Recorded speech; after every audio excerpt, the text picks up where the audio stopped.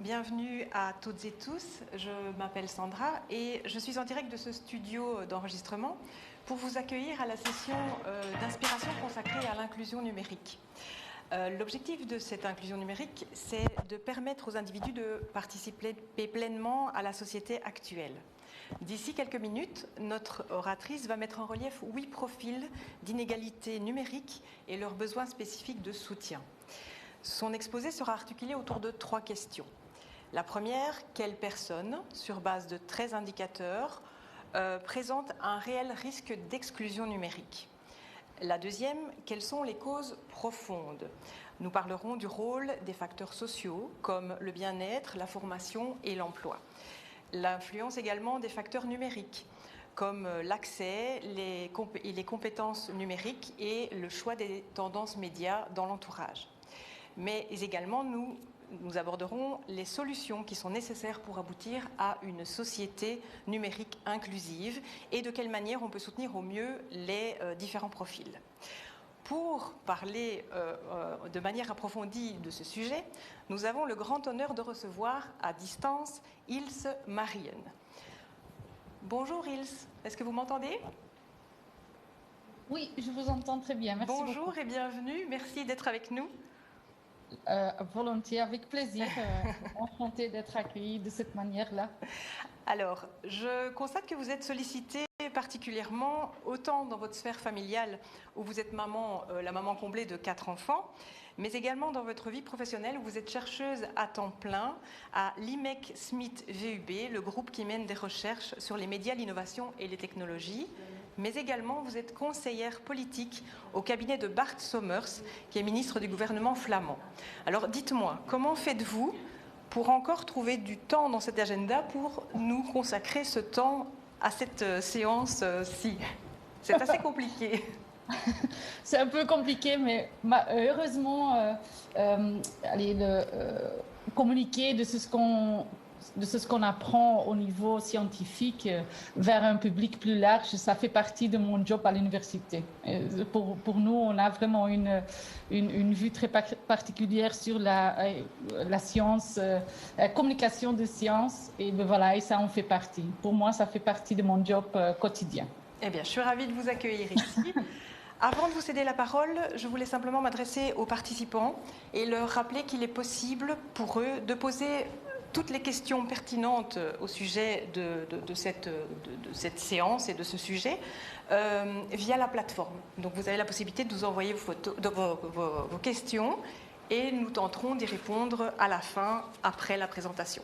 Alors Ilse, bien voilà, je vous cède la parole volontiers, nous vous écoutons. Ben voilà, merci beaucoup. Peut-être d'abord, avant de commencer, sachez bien que le français, c'est ma 3e langue, pas la première. Donc, je ferai certainement des erreurs. Je ferai de mon mieux de parler le plus, vlotjes, le plus sans faute possible. Mais ça arrivera que je ferai des erreurs. Si vous avez des suggestions au niveau de mots, n'hésitez pas Sandra, de me corriger ou de m'interrompre. Ben voilà. Donc, avant de commencer, ce que je vais vous présenter aujourd'hui, c'est basé sur des recherches que je fais depuis 15 ans au sein de la VUB. Donc, ça fait 15 ans que je travaille sur la fracture numérique. Je veux vous expliquer un peu quelles sont les causes primaires, les indicateurs ou les facteurs qui influencent ce qui détermine si une personne est oui ou non confrontée avec des inégalités numériques, mais aussi quelles sont les solutions, le soutien qu'il faut prévoir pour des personnes ou des profils différents. Mais avant de commencer, je vais voir si le clicker maintenant marche. Voilà. Et avant de commencer, c'est important de savoir ou de comprendre la différence entre les concepts différents qui circulent. J'ai marqué ici Digital Divide, je me suis retenue après que c'est fracture numérique. En fait, ça, c'est un concept qui date vraiment des années 90, début 2000, où les premiers ordinateurs, l'Internet venaient dans le marché. Et c'était vraiment l'idée d'une fracture dual. Soit on était sur le bon côté, on avait Internet, on avait un ordinateur, soit on était sur le mauvais côté, on n'avait ni ordinateur ni Internet. Mon conseil est toujours de s'éloigner le plus possible de ce concept. Pourquoi?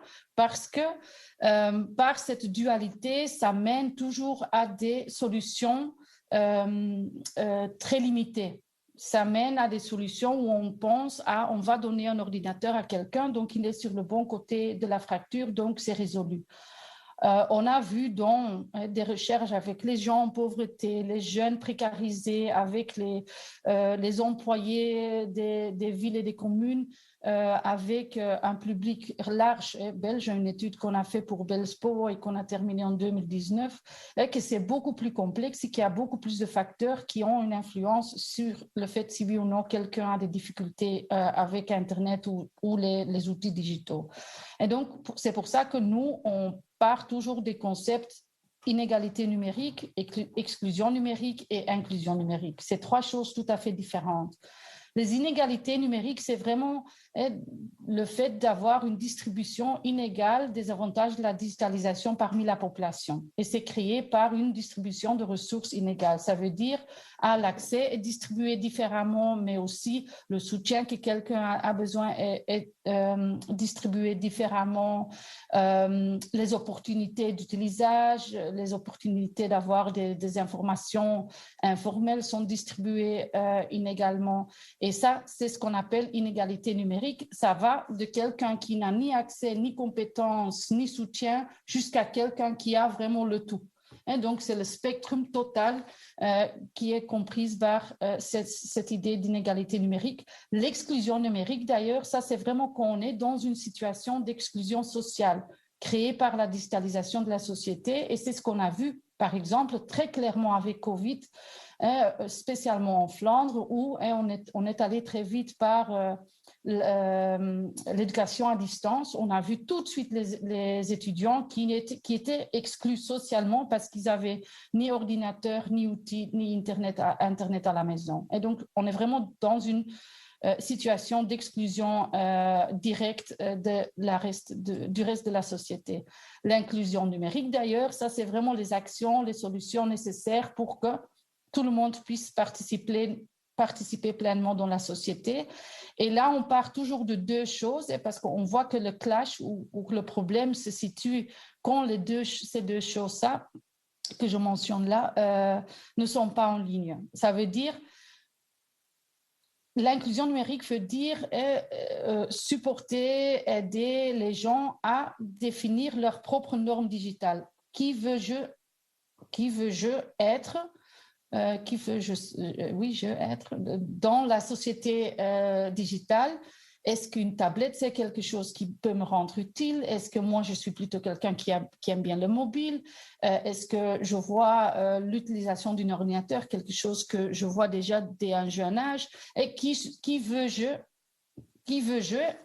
devenir dans cette société digitale? L'idée n'est pas que tout le monde doit utiliser le plus d'outils possible, le plus d'apps possible. Ça, ce n'est pas l'idée. C'est vraiment quels sont les outils, les apps, les services qui peuvent me rendre ou qui peuvent me servir dans ma vie professionnelle, personnelle, etc., qui me rendent une valeur ajoutée. De l'autre côté, bien sûr, il y a ce qu'on appelle la norme digitale de la société. C'est ce qui est décidé par la société, au niveau politique, et tous les processus de digitalisation qui sont décidés à ce niveau-là. Taxe en web, c'est un exemple. Il y a aussi maintenant, si on veut être donneur d'organes, par exemple, c'est devenu que par digital. Là, il y a ce qu'on appelle un push de la digitalisation vers le bas. Et il faut pouvoir gérer cette digitalisation. Et le clash, comme j'ai dit avant, il submerge quand ta propre norme digitale ne correspond plus à la norme digitale de la société. Et de nouveau, c'est ce qu'on a vu clairement avec Covid-19, que la société elle est allée digital by default en vitesse accélérée. Et donc là, des problèmes se sont manifestés très clairement. Il y a vraiment c'était déjà le cas avant Covid-19, il y a une rapidité de la digitalisation et on ne peut plus l'arrêter. Elle est là à tout niveau. On a aussi vu que il y a une intégration totale d'éthique dans chaque domaine de vie. Et donc, avec le projet Bellspoke dont je vous parlais avant, on a fait des interviews avec 90 personnes sur ce que signifie l'éthique dans leur vie, sur les différents domaines de vie, santé, vie privée, travail, éducation. Et on a vu que vraiment c'est intégré dans chaque domaine de vie.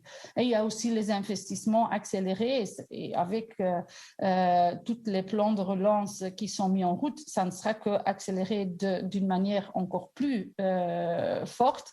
Mais ça veut dire que tous ces faits, ça veut dire que quand on est exclu aujourd'hui à cause de la digitalisation, on n'est plus exclu d'un spécifique terrain. Et ce n'est pas parce qu'on n'a pas les compétences digitales qu'on ne peut plus trouver du travail, mais on est exclu approfondi de tout domaine de vie. Et donc, on vient vraiment un paria dans la société, et ce qui fait qu'il y a un effet, ce qu'on appelle l'effet Mathéus, ça veut dire que les riches deviennent plus riches et les pauvres deviennent plus pauvres. On voit vraiment ça à cause de la digitalisation qui est momentanément mise en route. Maintenant, qui est à bord, qui ne l'est pas, comme je vous ai dit avant, on part vraiment d'une vue très large parce qu'on a vu que ce n'est pas parce qu'on est dans une situation d'exclusion sociale. Et moi, on fait la distinction entre profonde, large et concentrée. Profonde, ça veut vraiment dire qu'il y a plusieurs barrières sociales ou digitales. Et on part toujours des deux aspects, l'exclusion sociale, l'exclusion digitale, parce que les deux, ils interfèrent et il y a une interférence entre les deux. Profonde, ça veut vraiment dire qu'il y a plusieurs barrières qui s'influencent entre eux, qui s'aggravent entre eux et qui forment des barrières que les gens ne puissent pas submerger sur leur propre force. Et on a aussi la même chose pour inclusion sociale, inclusion digitale profonde. Ça veut dire que les gens, ils ont tellement d'avantages que, à cause de leurs avantages sociaux et digitaux, ça ne fait que renforcer leur position et ça ne fait que faire qu'ils améliorent cette situation d'inclusion profonde.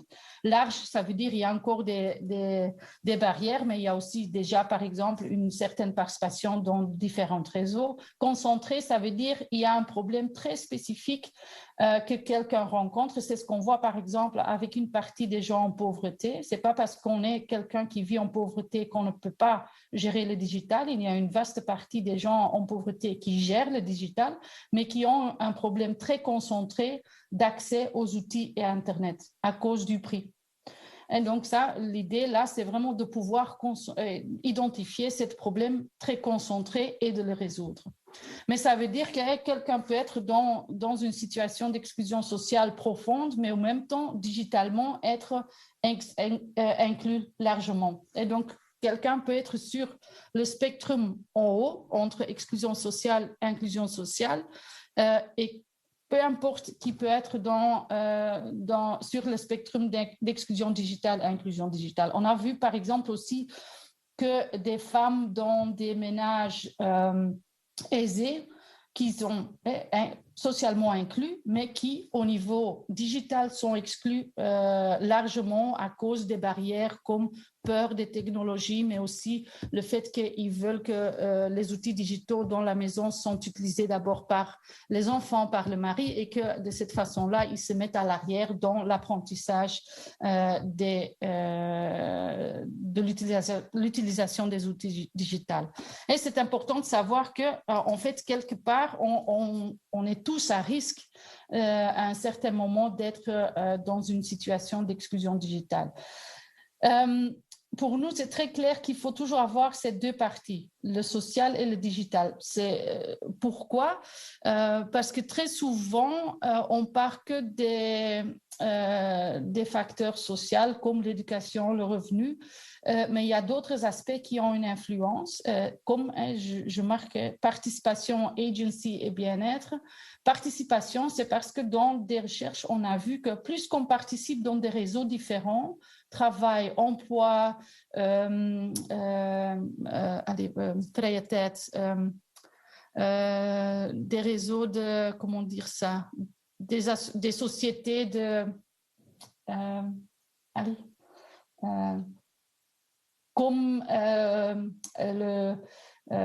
club de sport locaux ou une association des maires locaux, un truc comme ça. Et plus qu'on est dans des réseaux différents, plus que la probabilité est grande qu'on est exposé à l'utilisation des TIC dans ces réseaux différents, et plus qu'on est qu'on a des influences positives, des informations informelles, des nouveaux outils, ou qu'on apprend plus facilement, qu'on a aussi un réseau de soutien plus large, etc. Agency, je ne sais pas comment on dit ça en français, mais en fait, c'est le pouvoir de décision qu'on a sur ce qu'on fait avec les outils ou l'accès qu'on a à des outils TIC. Et c'est de nouveau ce qu'on a vu avec COVID-19. Si dans une famille de 5, il y a 5 appareils, c'est tout à fait autre chose que quand on est dans une famille de 5 et il n'y a qu'un appareil. Les choix, la liberté, le contrôle, tout ça est tout à fait... Donc, l'agency de quelqu'un est tout à fait autre dans ces deux familles. Le bien-être, c'est important. On l'a rajouté clairement parce qu'on a vu, et je vais revenir sur ça avec les profils, qu'il y a une partie des gens qui ont un bien-être très élevé, mais qui n'ont pas besoin ou qui ne veulent pas l'éthique dans leur vie. Parce qu'ils sont très bien, ils participent dans des réseaux différents, ils ont des emplois, ils sont bien éduqués, ou ils ont un niveau d'éducation moindre, mais ils se sentent très bien sans éthique, et ils ne voient pas comment l'éthique peut rendre ou apporter une valeur ajoutée dans la vie. Et sur la partie droite, tout ce qui est digital, ASA, ça veut dire l'accès, les compétences, l'attitude, ils reviennent à tout moment. Communication et soft skills, ça a beaucoup plus à voir avec pouvoir et vouloir demander d'aide à quelqu'un d'autre. L'autonomie d'usage, par exemple. Si on a une autonomie d'usage très élevée, on n'a pas besoin d'un réseau de soutien. Et donc, tous ces facteurs, ils s'influencent et ils déterminent si oui ou non des gens sont confrontés ou ils expérimentent de l'exclusion ou des inégalités numériques. Et donc, basé sur ça et toutes les recherches qu'on a fait, on a effectivement créé 8 profils des inégalités numériques et on les a transformés dans des animaux avec des descriptions et par rapport à ces 13 indicateurs. Les 5, donc il y a 5 sur la gauche. Ça, c'est 5 profils où on voit clairement que, et je vais les montrer un peu plus grand, où on voit que le social et le digital sont liés. C'est-à-dire, c'est parce qu'on est dans une situation de précarité sociale qu'on se trouve aussi dans une situation de précarité digitale. Digital outcast, unexpected digital fighters, ça sont vraiment ceux sur la gauche, c'est eux qui sont dans une situation d'exclusion très profonde, les sans-abri, les illégaux par exemple, et tout un groupe, les gens illettrés, les gens qui ont vraiment des difficultés fortement pour pouvoir participer d'une manière sociale déjà dans la société, qui à cause de ça sont aussi exclus digitalement. Digital fighters, ceux du milieu, c'est des gens qui essayent vraiment de rattraper, qui vont dans des EPN en Wallonie par exemple, qui essayent de se former, mais qui avec toute nouvelle évolution, toute nouvelle technologie se retrouvent rejetés vers le bas et qui doivent se battre, digital fighters, qui doivent se battre vraiment pour tenir la tête dans ce monde digital. Smoothly digital, ça c'est ceux qui sont pas vraiment nécessairement un grand fan du digital, mais ils suivent l'évolution parce que, par exemple, ils ont des enfants, donc il faut apprendre à utiliser des plateformes. Il faut qu'ils commencent à prendre le train, j'apprends à utiliser l'app. Digital All-Stars, c'est tout à fait sur la droite. Ça, c'est ceux qui vraiment sont au top, qui déterminent quand il y a un nouveau iPhone, qui l'achètent, les gens qui font du open source, etc. La différence entre tous ces profils se situe aussi au niveau de l'agency, mais aussi au niveau du soft skills. Les Smoothly Digital, les All-Stars, ce sont aussi des profils qui ont parfois besoin d'aide ou qui ont des questions, mais qui n'ont pas une peur, qui n'ont pas une honte, qui n'ont pas des barrières pour aller demander de l'aide et qui savent très bien, si j'ai une question sur mon ordinateur, c'est une question technique, je dois aller chez Dirk. Si c'est une question sur tout ce qui est data management, privacy, je vais chez Rob. Si c'est une question sur ça, je vais chez tel. Et donc, ils ont des réseaux de soutien très élargis. On a aussi vu l'inverse, et donc 3 profils au-delà des statuts socio-économiques, dont on a vu que le statut socio-économique n'influence pas comment il se bouge ou comment il se manifeste dans le monde digital. Unexpected Digital Masters, ça sont ceux dont on pense au niveau et par rapport à leur peers, comment on dit peers en français, les gens qui sont comme eux, hein, par exemple les vieux, ce sont des vieux qui gèrent très bien le digital, qui ne se font pas arrêter par les barrières qu'ils rencontrent. Ce sont des jeunes en situation de précarité dont la situation précaire n'influence pas leur développement des compétences digitales et qu'ils se manifestent vraiment comme des digital masters. The unexpected digital dropouts, ceux du milieu, l'idée c'est l'inverse, c'est vraiment des gens dont, en première vue, on assume qu'ils sont complètement à bord. Et ça peut être un exemple, par exemple, c'est un CEO d'une société dont on pense il gère tout, mais en effet, le problème se manifeste le moment où il est pensionné et qu'il se réalise qu'il n'a pas les compétences digitales parce que pendant des années, toutes les tâches digitales, ils ont été données aux secrétaires ou aux employés dans la société. Donc lui-même, il n'a pas pris le temps de développer ses propres compétences. Les digitally self-excluded, c'est ceux dont je parlais avant, c'est vraiment les gens qui sont très bien dans la société sans le digital. Ce qu'on assume, ça demande de la recherche plus approfondie, c'est qu'ils ont tous ce qu'on appelle un proxy user. C'est quelqu'un qui fait toutes les tâches digitales qu'ils ont besoin pour eux. Et je pense certainement le COVID-19 a eu une influence là-dessus parce qu'il y a beaucoup plus de choses qui sont allées en ligne, les réservations pour le médecin, la mutualité, etc. Et donc ça, que les gens qui n'utilisent pas du tout l'Internet ou des atouts, des équipements digitaux, qu'en fait, ils n'existent plus vraiment. Parce que s'ils ne le font pas eux-mêmes, ils ont quelqu'un qui le fait pour eux. Mais donc, ça, c'est les 8 profils. Maintenant, qu'est-ce qu'on sait? C'est que tous ces profils différents, ils ont besoin d'une approche tout à fait autre. Et on a fait des exercices plutôt en Flandre, pas encore en Wallonie, mais on a vu, par exemple, que ceux qui sont vraiment dans une situation la plus précaire, eux, ils ont besoin d'une aide 1 sur 1. Ils ont besoin des petits groupes, 4-5 personnes max, et de quelqu'un qui est là, qui peut les assister, qui peut les aider, aussi, qui peut leur montrer quels sont les outils qui peuvent leur rendre utiles dans la vie quotidienne. Avec les Digital Fighters, par exemple, on a vu que le plus important, là, c'est de leur apprendre ce qu'on appelle la fluidité digitale. Parce qu'on a tellement c'est un concept qu'on utilise pour expliquer les compétences qui sont nécessaires de bouger d'une plateforme à l'autre. Et WhatsApp, il faut l'utiliser sur ton téléphone, mais on peut aussi l'utiliser sur le desktop. Ça change un peu la vue, etc.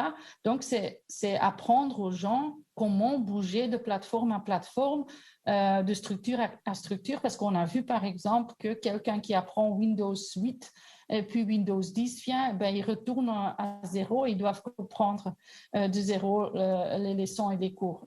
Parce que les compétences sous-jacentes, c'est la fluidité digitale. Ça veut dire qu'au niveau pratique, et si on fait ça concrètement, que dans un cours de développement de compétences numériques, on n'offre pas que le cours sur ordinateur, mais aussi sur tablette, aussi sur smartphone, aussi sur iPhone, et on fait apprendre les gens à utiliser sur ces plateformes différentes. On a vu par exemple aussi que c'est ce qu'on appelle les Digital All-Stars. Ils sont présents dans toute société, toute commune, mais que c'est très clair que pour les gens qui n'ont pas les compétences numériques, les Digital All-Stars, même s'ils gèrent tout au niveau digital, ils sont le plus mal placés de donner du soutien parce qu'ils ne comprennent pas les barrières personnelles ou les barrières que des gens qui n'ont pas les compétences numériques rencontrent. Et donc, ça veut dire qu'au niveau soutien pour eux, c'est plutôt un soutien pédagogique. Comment je peux transmettre toutes mes compétences digitales que j'ai d'une manière simple, d'une manière compréhensible, d'une manière où je me fâche pas, que je m'énerve pas parce que quelqu'un ne comprend toujours pas après 10 fois comment utiliser la souris, par exemple. Donc, c'est un soutien pédagogique. On a aussi vu, et là, je reviens sur les Unexpected Digital Masters, que, en fait, eux, comme ils sont par rapport à leurs pairs, ils ont réussi à développer leurs compétences numériques, ben, c'était très clair que c'est eux qu'il faut pouvoir identifier parce que c'est eux qui sont le mieux placés pour donner ce soutien parce qu'ils comprennent les barrières personnelles que quelqu'un qui ont vécu la même chose rencontre et à quelles ils sont exposés. Donc, eux, ils comprennent, donc ils ont d'une manière naturelle une pédagogie pour donner ce soutien. En gros. Mais donc, l'idée, c'est vraiment, et il y a des villes en Flandre qui ont vraiment fait cet exercice, qui ont regardé qui dans ma commune fait quoi pour quel groupe et comment on peut les soutenir, parce que l'inclusion numérique, c'est vraiment avoir attention pour chaque profil, parce que quelqu'un qui est dans un profil aujourd'hui peut demain être dans un autre profil. Et c'est ce que je pense avec COVID-19. Il y a certainement eu des changements et des mouvements de gens d'un profil à l'autre à cause de l'accélération de la digitalisation. Donc, il y a deux choses qui sont nécessaires et ça, c'est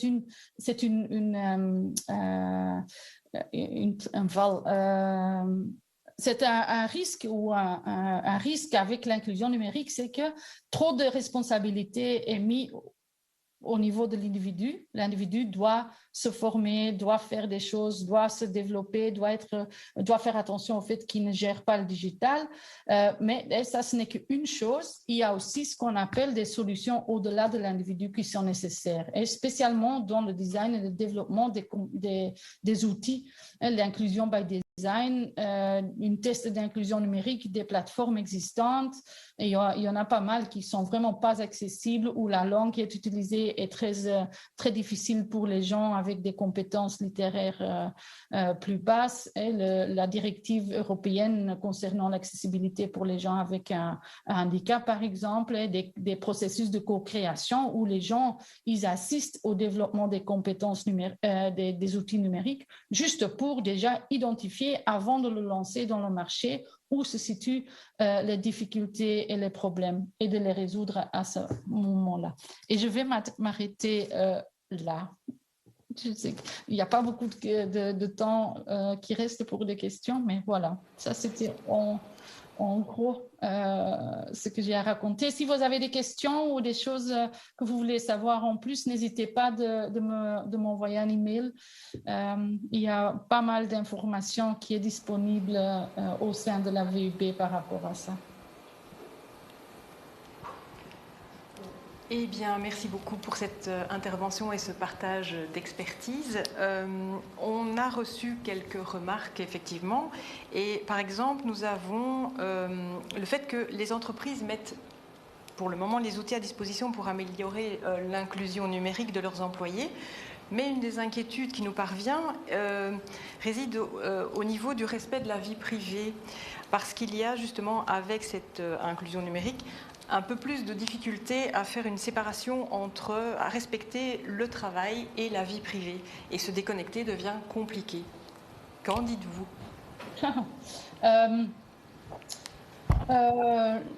Oui, c'est clair, ça c'est clair et net, et certainement aussi maintenant avec le téléwork, c'est devenu très clair.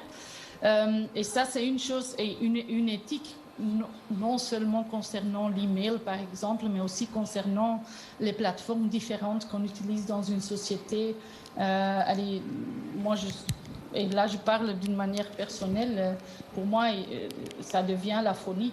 Et donc, il y a WhatsApp, il y a Slack, il y a Teams, il y a 3 Teams que je dois utiliser différentes. Et ça devient la folie vraiment de faire cette distinction. Mais c'est aux sociétés de développer ce que j'appelle une éthique digitale.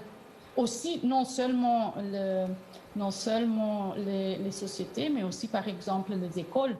Et ce qu'on a vu en Flandre, par exemple, c'est que des écoles, ils ont utilisé des plateformes différentes, mais au lieu d'avoir une manière de travail uniforme pour tous les professeurs, toutes les leerkrachten et les professeurs, tout le monde faisait d'une manière différente, ce qui fait que les étudiants étaient perdus parce qu'ils savaient, l'un fait comme tel, l'un fait utiliser d'autres, et ça devenait la folie. Donc, ça demande un développement d'une vision de transformation digitale aussi. Et ça c'est pour moi aussi très clair. Ce qui arrive aussi encore trop souvent, c'est qu'il y a une vision de on va digitaliser, mais on ne va pas trop réfléchir ou on ne réfléchit pas sur l'exclusion numérique qui est causée par cette digitalisation. Donc, ça doit en faire partie. Et une transformation digitale, ça doit être accompagné par une vision éthique sur qu'est-ce que ça signifie pour la société, quel est l'impact sur les employés, etc. Merci beaucoup. J'avais une petite dernière question, si ça vous est possible. Selon vous, comment la crise Covid a-t-elle influencé ces différents profils dont vous nous avez parlé? Oui, moi je pense que certainement avec le télétravail, il y a une partie des gens qui avant étaient parmi les Smoothly Digital et qui pour moi est un groupe très large, et ça va des gens qui utilisent 3-4 applications jusqu'à des gens qui en utilisent parce qu'ils font avec. Moi, je pense que dans ce groupe-là, il y a une grande partie qui s'est vue confrontée avec l'exclusion numérique. Je pense aussi que parmi les étudiants, c'est devenu beaucoup plus clair que pas tous les étudiants ont les compétences nécessaires pour suivre tout un cours d'une année complète en ligne. Je pense aussi l'inverse, que parmi des groupes exclus avant, et on a vu ça par exemple, il y a une organisation à Anvers qui travaille avec newcomers, des gens qui suivent le trajectoire d'insertion,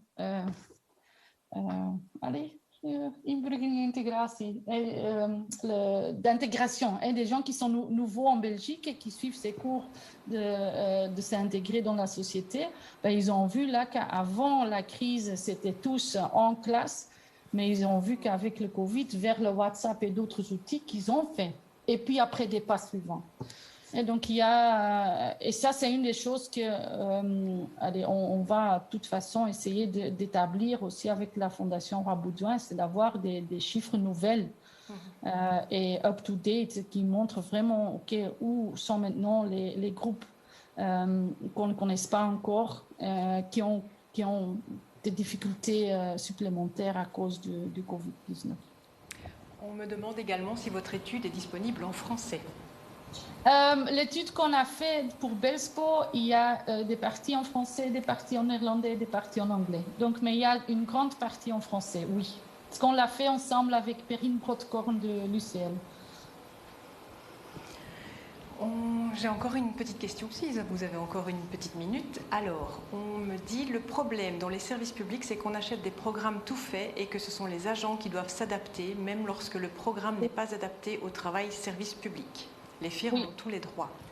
Oui, effectivement. On a constaté ça aussi dans une étude qu'on a fait en Flandre.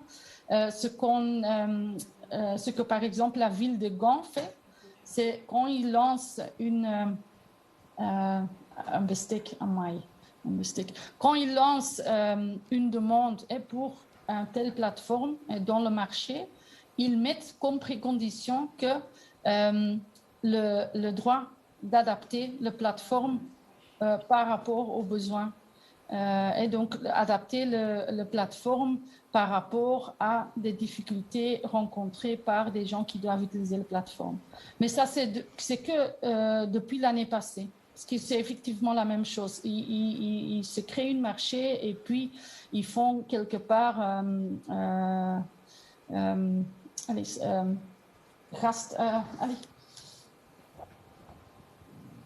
mais ça, c'est la seule solution qu'on a pour l'instant. C'est vraiment déjà, avant de le lancer dans le marché, de le mettre dans des préconditions du contrat. Et de cette façon, les sociétés qui postulent pour le contrat, ils se mettent d'accord d'adapter leur système par rapport aux besoins. Ce qu'on a vu concrètement, par exemple, c'était aussi à Gand, et donc ils ont même les gens qui ne travaillent pas avec les ordinateurs chaque jour, pour les services verts et des choses comme ça, ils doivent aussi réserver leurs vacances dans les plateformes de la ville. Et on a vu la même chose. Les sociétés derrière la plateforme ne voulaient pas adapter la plateforme, alors que la complexité du plateforme était beaucoup trop haute pour les gens qui ne sont pas des travailleurs PC. Et c'est à cause de ça que Gand, ils ont pris la décision, ils ont formulé des préconditions qu'ils mettent maintenant dans chaque contrat qu'ils lancent dans le marché et que le droit de révision multiple du plateforme avant de le lancer. Et puis, une deuxième chose qu'ils font, c'est qu'ils ont bien sûr, et à Gand, ils ont District 09, leur propre service de développement des outils digitaux. Ils ont intégré ce qu'ils appellent un check d'inclusion numérique là-dedans. Donc, chaque nouveau service qui est lancé, il doit d'abord passer par une équipe d'experts d'inclusion numérique pour déterminer où et qui peut avoir des difficultés avec la plateforme, par exemple. Ok, bien, je pense que nous arrivons tout doucement à la fin de cette session d'inspiration. En tout cas, nous vous remercions infiniment pour ces éclaircissements et votre participation bien inspirante. Je sais que le planning du congrès est encore bien chargé, donc nous allons vous laisser, vous, les participants, vous diriger vers d'autres salles. Je vous souhaite une bonne suite de congrès. Un grand merci, Ilse, pour votre intervention encore une fois. Et je vous dis à bientôt. Avec plaisir. À bientôt. Merci.